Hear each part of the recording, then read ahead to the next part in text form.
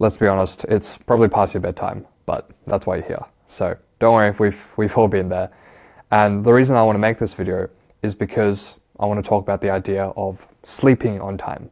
Because there's this idea that if you sleep early and you rise up early and you just repeat that cycle of just, military routine, then you'll automatically become successful. And if you don't, and you're just a degenerate and you just stay up to like 3 a.m. every day, playing video games, then you're automatically a failure. And when people debate about this all the time, I just find it quite interesting because I've been on both sides of the spectrum. I've been, the guy that's had that military routine, rinse and repeat, early rise, early sleep every single day. And I've also been the person that stayed up to 3 a.m. pulling all-nighters, going out partying. So it's interesting because I don't actually think there is a right approach. And instead, I think there's a right time to do each of these activities. For example, back when I was in high school, my sole goal was just to get as high grades as possible because I wanted to get into medicine, and so I needed very high grades for that. And so every day, I'll get back home, do homework, have dinner very early, then, prepare for bed, sleep at around 9 to 10 p.m., and then wake up at 6 to study and just rinse and repeat. And I did that for around 4 years. And I'll have to say it's effective. Like, let's be honest, if you sleep early and you get up early, given that, that you're able to like fall asleep at the time, then it's a very effective routine.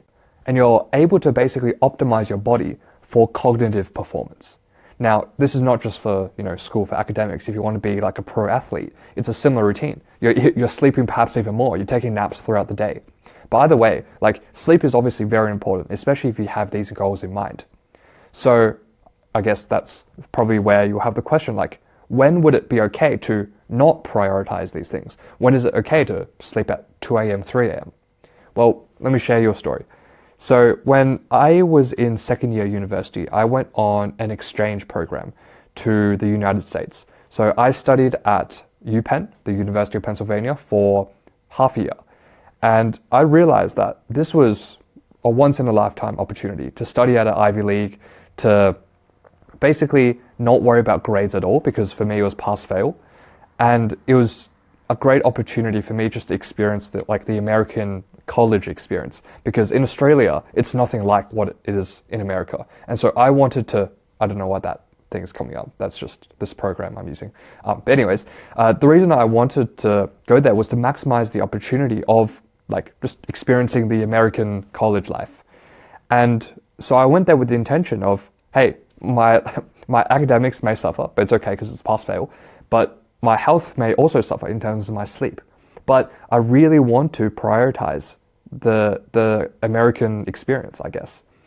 And so when I got there, I remember the first week I was extremely jet lagged because the flight from where I am in Melbourne all the way to Philadelphia in America was like 24 hours. And so obviously you can't sleep that well on the what's it called, the plane. And so when I got there, I was so tired. But on the first night there were already parties, and I was like, oh fuck it, I have to go, I guess. And I don't regret it at all. I remember literally the first night after the first party, I was so tired I could barely walk back to my dorm. And I didn't drink anything, but I was so dizzy, I was tripping over each other. I didn't know the campus that well, so I didn't actually know which direction to go. So I was following my friends. And eventually I stumbled back into my dorm. But it was when I think back, it was a scary experience, but it was also just a very memorable one. And then I just kept that up. I actually got COVID the first week, but that aside, after I got better, then I just kept going on trips, parties, whatever I could, because my sole goal was to optimize the experience and make the most out of the time that I had there. And I remember this trip, there were so many firsts. I went on my first solo trip to Orlando, Florida, where else did I go? New York. And I was just able to have all these individual experiences that I definitely would not have had back in my sheltered home, where I'll just study every day, get back home, sleep, play video games, rinse and repeat. So that was honestly the highlight of my entire university experience, being able to go on exchange.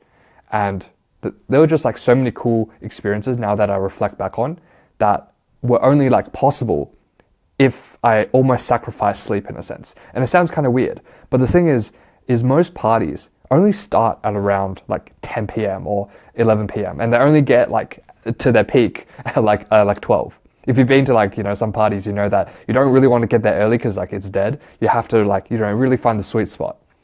And so if my usual bedtime is 10 p.m. and most social events only start after that, if I just followed my sleeping routine, I would have just not made any of them. And yeah, you can say it's like degenerate. It's like, it's not like productive or anything.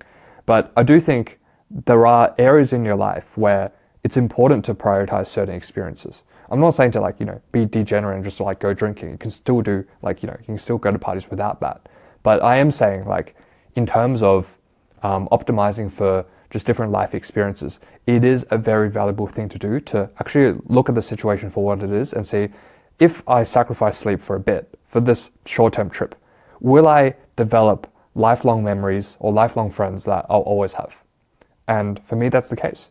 Like, even though I went on all these trips, all these like frat parties, or, all these just cool like social experiences, for me, like the main takeaway and the main benefit I got from all of this was the fact that now I have friends from all across the world. And for me, that's one of the most powerful feelings ever, to know that I can go to Japan and I'll have some friends there. And recently we had a meetup with like, some friends. A friend from Japan came over to Australia, and it was just like such a wholesome moment that made me realize the world is so small. And if you are able to establish those connections and those like strong friendships, then the world just becomes a very, very small place. And so for me, that was completely worth the sleep sacrifice, I guess. I know this is like getting quite deep when the topic was just about, watching this video past your bedtime. And it sounds like weird, but it's true. If I didn't sacrifice on sleep at that stage, I wouldn't have made so many like deep friends. I wouldn't have had so many like cool experiences or first experiences.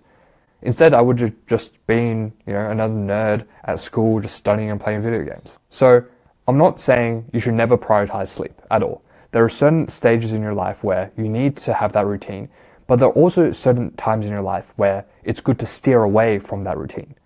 And you just have to make sure you're picking up the right one at the right time. So with that, all the best.